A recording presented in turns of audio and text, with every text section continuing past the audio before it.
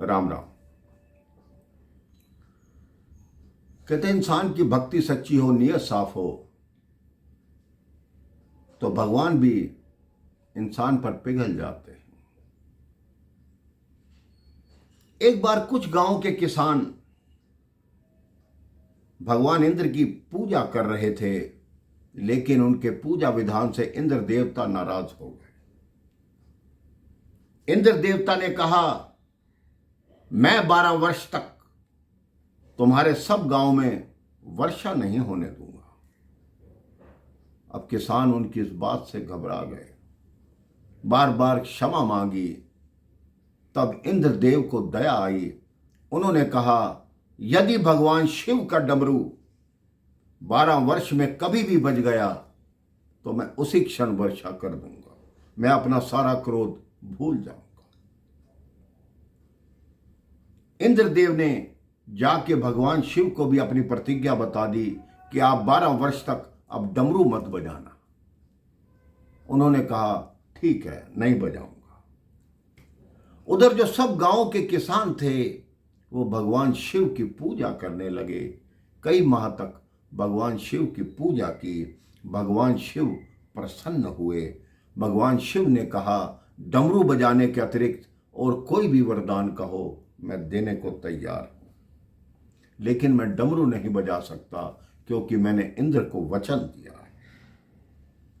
किसान अपने भाग्य पर रोने लगे कि अब 12 वर्ष तक हमने कोई खेती नहीं करनी, कुछ नहीं करना। जब वर्षा ही नहीं होगी तो हमारी खेती कहां से होगी। सब किसान अपने अपने घरों में बैठ गए, लेकिन एक किसान ऐसा था जो प्रतिदिन की तरह खेत में जाता, उस खेत को जोतता, उसमें बीज डालता। तो सब किसान उसका मजाक उड़ाते कि जब वर्षा आनी नहीं, जल की व्यवस्था नहीं, तो तुम किसानी क्यों करते हो, क्यों मेहनत करते हो। उस किसान ने कहा, यदि 12 वर्ष तक मैं घर बैठा रहूंगा तो मैं किसानी करना भूल जाऊंगा। मैं भूल जाऊंगा कि फसल कैसे बोई जाती है। ये बात मां पार्वती ऊपर सुन रही थी। उसने कहा, कितनी सुंदर बात कही किसान ने। वो भगवान शिव के पास आई। कहते, प्रभु, मैंने एक ऐसी बात सुनी है किसानों की। एक किसान नित्य किसानी करने जाता है और वो इसलिए किसानी करता है कि 12 वर्ष में किसानी करना ही ना भूल जाए। ये तो नहीं कि आप 12 वर्ष तक डमरू नहीं बजाएंगे, डमरू बजाना तो नहीं भूल जाएंगे।